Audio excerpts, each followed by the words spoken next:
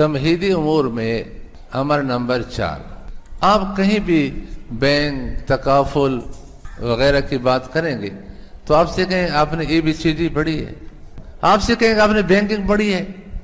ان مسائل کو بیان کرنے سے پہلے آپ انگریزی پڑھیں، بینکنگ پڑھیں۔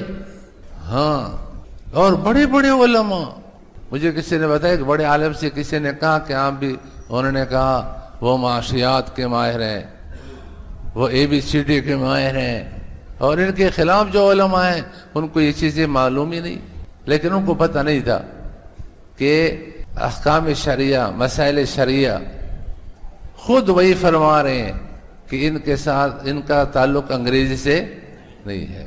یہ صفحہ نمبر 21 صفحے پر دیکھیں، نمبر 4 پڑھیں۔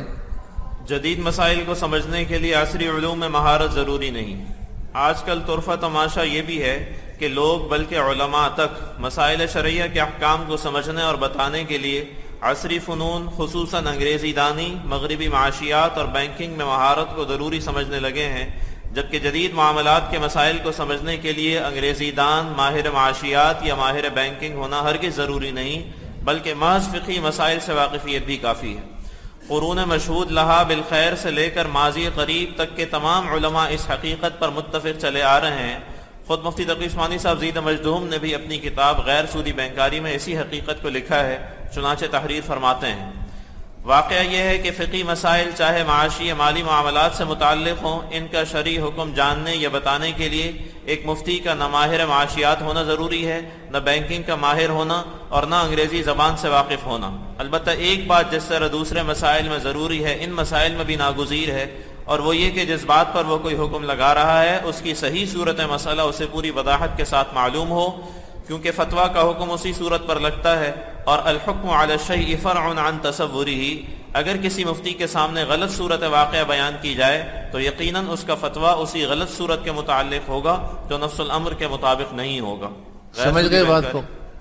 دیکھو، حضرت خود لکھا کہ شرعی مسئلہ مالی معاملات سے متعلق ہو یا معاشی جیسے بھی ہو تو ایک مفتی کو اس کا حکم بیان کرنے کے لیے انگریزی دان ہونا ضروری، ماہر معاشیات ہونا ضروری، بینکنگ کا پڑھا ہوا ضروری نہیں ہے۔ تو آپ کون ہیں؟ اب دیکھو، ہم نے انگریزی نہیں پڑھی، یہ مفتی امان اللہ سے اور میں ایک دفعہ دونوں ایک سفر پر جا رہے تھے، اجازت نامہ لے کر بورڈنگ کارڈ، انتظار گاہ کی طرف جا رہے ہیں تو ایک ٹیلی فون آیا۔ کون ہو؟ کہتے ہیں سعیب ابراہیم ہوں، کولمبیا یونیورسٹی نیو یارک امریکہ میں ہے، اس میں میں PhD کر رہا ہوں، اور میرا تحقیقی موضوع اسلامی بینکاری ہے، اور آپ کی کتابوں سے میں نے بہت استفادہ کیا ہے، بڑا استفادہ۔ اب میں 5-6 مہینے سے میزان بینک میں جا رہا ہوں، آپ سے ملاقات چاہتا ہوں۔ میں نے کہا آپ جیسے سے تو ملاقات کو میں فرض سمجھتا ہوں۔ میں نے کہا ابھی مزید کراچی میں کتنے دن رہے؟ کہتے 1 مہینہ۔ میں نے کہا انشاءاللہ پھر ہم واپس آ جائیں گے۔ پھر یہاں پر آئے، وہ انگریزی دان، اس نے سوالات کیے اور یہاں بغیر انگریزی والوں نے جواب دیے، اور اتنا مطمئن کیا، اتنا خوش ہوا، اتنا خوش ہوا۔ حضرت نے صحیح لکھا ہے کہ مسائل کے لیے انگریزی دان ہونا ضروری نہیں ہے، اور بینکنگ کا پڑھنا ضروری، معاشیات کا ماہر ہونا ضروری نہیں۔ بالکل صحیح فرمایا ہے۔ یہ جو لوگ کہتے ہیں وہ جان چھڑانے کے لیے، عوام بیچاروں کو تو پتہ نہیں، ان کو پر روب ڈالنے کے لیے۔ ان لوگوں کی ABCD نہیں آتی، معاشیات کا الف ب نہیں آتا، اور جی بینکنگ کی ہوائیں نہیں لگی، اس کو اچھے نہیں لگی۔ ان کو ان مسائل سے کیا واسطہ ہے؟ یہ صرف روب ڈالنے کے لیے۔ اب یہ عبارت آپ کو یاد ہو جائے تو انہوں نے کہا یہ تو وہی مسئلہ ہو گیا کہ مدعی سست گواہ چست۔ جو مدعی ہے وہ تو فرماتے ہیں کہ ہمارے مسائل کو سمجھنے کے لیے انگریزی پڑھنا ضروری نہیں ہے، اور وہ فرما رہے ہیں کہ بینک پڑھنا ضروری نہیں ہے، وہ فرما رہے ہیں کہ معاشیات کی مہارت ضروری نہیں ہے، اور تو کہہ رہے ضروری ہے۔ عجیب ہے۔ تو نمبر 5، دیکھو دوستو، بعض الفاظ ایسے ہوتے ہیں کہ ایک دوسرے کی جگہ پر استعمال ہوتے ہیں، کہ جنہوں نے شرح القرود رسم البصر کی کتاب پڑھی ہے تو وہاں پر آپ نے سنا کہ قول اور روایت میں فرق ہے. قول مجتہدین علیہ کی طرف سے جو بات منقول ہے اس کو قول کہا جاتا ہے، بعد والوں کی جو بات اس کو روایت کہا جاتا ہے. لیکن کبھی قول کی جگہ روایت، کبھی روایت کی جگہ قول کا لفظ استعمال کیا جاتا ہے. اسی طریقہ پر دو لفظ اور ہیں، ایک خلاف ہے، ایک اختلاف ہے. دونوں کا مفہوم، دونوں کی تعریف الگ الگ ہے، دونوں کی حقیقت الگ الگ ہے، لیکن ایک دوسرے کی جگہ پر استعمال ہو جاتے ہیں. حقیقت الگ ہے، خلاف الگ چیز ہے، اختلاف دیکھو باب افتعال ہے، اور خلاف یہ مجرد کا باب ہے، باب مفاعلہ. خالف یخالف مخالفتا و خلافا، قاتل یقاتل مقاتلتا و قتالا، یہ مخالفہ ہے. وہ اختلاف باب افتعال ہے. اختلاف کی حقیقت کیا ہے اس کو سمجھو. جہاں ہر فریق کی بات دلیل پر مبنی ہو، ہر فریق کے پاس دلیل ہے، ہر فریق کے پاس قول راجح ہے، تو اب یہ کیا ہوگا؟ اختلاف. اور خلاف کسے کہتے ہیں؟ ایک فریق کے پاس دلیل ہے، دوسرے کے پاس دلیل، ایک کے پاس قول راجح ہے، دوسرے کے پاس قول مرجوح ہے. تو جس کے پاس دلیل نہیں، جس کے پاس قول راجح نہیں، تو کہا جائے گا، اس کو کہیں گے خلاف، کہ اس نے خلاف کیا. اس نے کیا کیا؟ خلاف مانا مخالفت، اس نے صحیح بات کی مخالفت کی ہے. اور نمبر 3 حکم. اختلاف محمود ہے، اس پر ہر ایک کو اجر ملے گا، ہر فریق معجور ہے.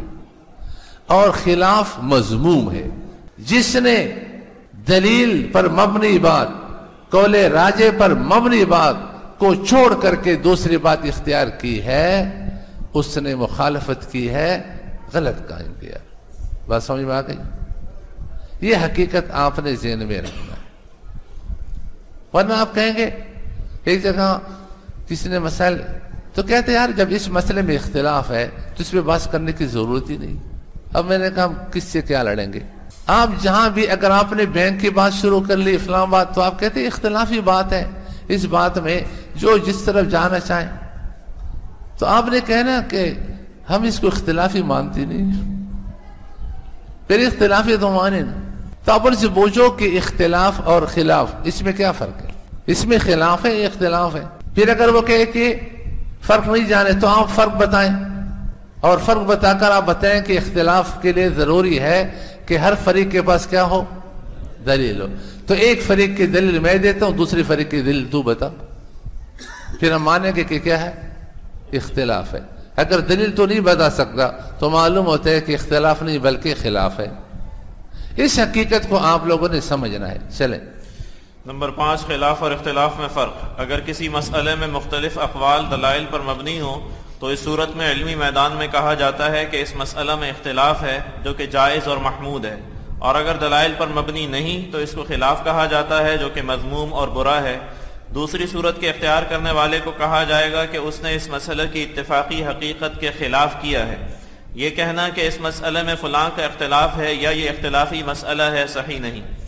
اسی طرح راجح کے مقابلے میں مرجوح قول بھی خلاف ہوتا ہے، لہذا جو مرجوح قول کے مطابق فتویٰ اور حکم بتاتا ہے اس کے بارے میں بھی یہی کہا جائے گا کہ اس نے اتفاقی حقیقت کے خلاف کیا ہے. اس صورت میں بھی یہ کہنا کہ اس مسئلے میں فلاں کا اختلاف ہے یا یہ اختلافی مسئلہ ہے صحیح نہیں. کشاف اصطلاحات الفنون میں اختلاف اور خلاف کے اس فرق کو بئی الفاظ واضح کیا گیا ہے. الاختلاف لغتاً ضد الاتفاق. قال بعض العلماء ان الاختلاف يستعمل في قول بني على الدلیل.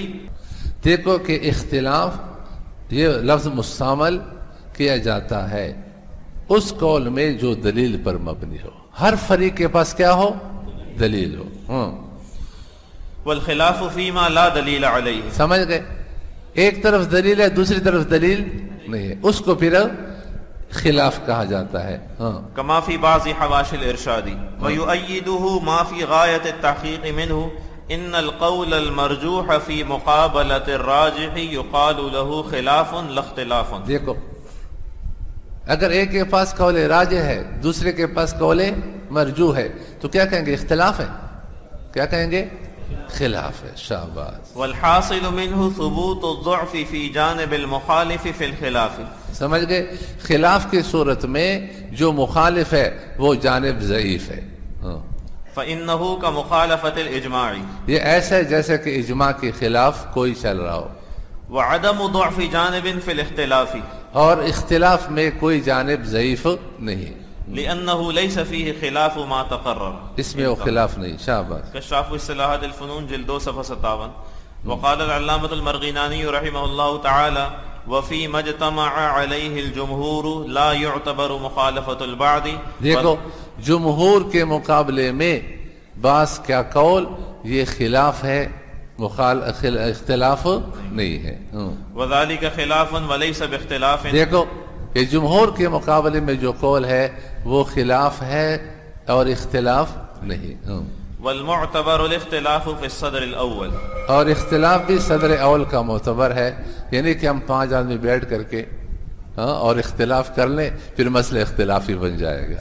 نمبر 6، خلاف کے نقصانات میں سے 2 اہم نقصان یہ ہیں. نمبر 1، اللہ تعالیٰ ناراض ہوتے ہیں، اس لیے کہ دلیل اور راجح قول پر مبنی بات شریعت ہے اور اس کے خلاف کرنا خلاف شرع ہے، اور خلاف شرع بات سے اللہ تعالیٰ ناراض ہوتے ہیں. ہم چونکہ انسان ہیں لہذا انسان ہونے کی بنا پر غلط فہمی ہو جاتی ہے، لیکن غلط فہمی والا گناہگار نہیں ہوتا. البتہ حقیقت یہی ہے کہ اگر کوئی دیدہ و دانستہ دلیل پر مبنی بات کو چھوڑے گا اور اس کے خلاف کرے گا تو وہ گناہگار ہوگا. الحاصل دلیل پر مبنی بات شریعت ہے اور بغیر دلیل کے اس کے خلاف کرنا اور اس کا انکار کرنا خلاف شرع ہے، اور خلاف شرع امر سے اللہ تعالیٰ ناراض ہوتے ہیں. نمبر 2، ایک ناجائز کی خاطر کئی ناجائز کا ارتکاب کرنا پڑتا ہے. یعنی جب آپ نے دلیل اور راجح قول پر مبنی بات کو چھوڑا اور اس کے خلاف قول کیا، اب اس کو درست کرنے کے لیے کئی ناجائز کرنے پڑیں گے. نمبر 7واں امر. دوستو یہ بات علماء جانتے ہیں کہ اختلاف ہمیشہ نظریات میں ہوتے ہیں، بدیہیات میں. نظری اس بات کو کہا جاتا ہے جو محتاج دلیل ہو، اور جو بات محتاج دلیل نہ ہو اس کو بدیہی کہا جاتا ہے. یہ پنکا ہے. کیا ہے؟ آپ میں سے کسی کا اختلاف ہے، ہارون کہہ رہے کہ یہ بگلا ہے، یہ کہتے یہ بگلا ہے، تو اب اس کو اختلاف کہیں گے یا خلاف کہیں گے؟ بدیہات میں اختلاف ہو سکتے. جو بدیہی بات کو نہیں مانتا تو اس کو خلاف کہیں گے، مخالف کہیں گے، اور یہ کہیں کہ مخالفت کر رہا ہے، یا یہ کہیں گے کہ یہ اختلاف کر رہا ہے. اختلاف ہمیشہ کے لیے کس میں ہوتا ہے؟ نظریات میں ہوتا ہے. بدیہات میں اختلاف نہیں ہوتا. چلے نمبر 7، نظریات اور بدیہیات میں اختلاف. یہ ضابطہ اور قانون مسلم ہے کہ علماء کا اختلاف نظریات یعنی وہ مسائل جو محتاج نظر و فکر اور دلیل ہوں میں ہوا کرتا ہے، بدیہیات یعنی وہ مسائل جو محتاج نظر و فکر اور دلیل نہ ہوں میں نہیں ہوتا. لہذا جہاں بدیہیات میں کوئی اختلاف کرے گا تو یہ کہا جائے گا کہ فلاں نے حق چھوڑ کر دوسرا راستہ اختیار کیا ہے، اور کسی کے لیے اس قول جو بدیہیات کے خلاف ہو کی پیروی جائز نہیں، خواہ اس قول کا قائل اپنے زمانے کے کتنا ہی نامور اور مشہور شخصیت کیوں نہ ہو. بینک، تکافل، ڈیجیٹل تصویر اور کرنسی کے مسئلے میں اختلاف کی نوعیت اسی دوسری قسم کی ہے.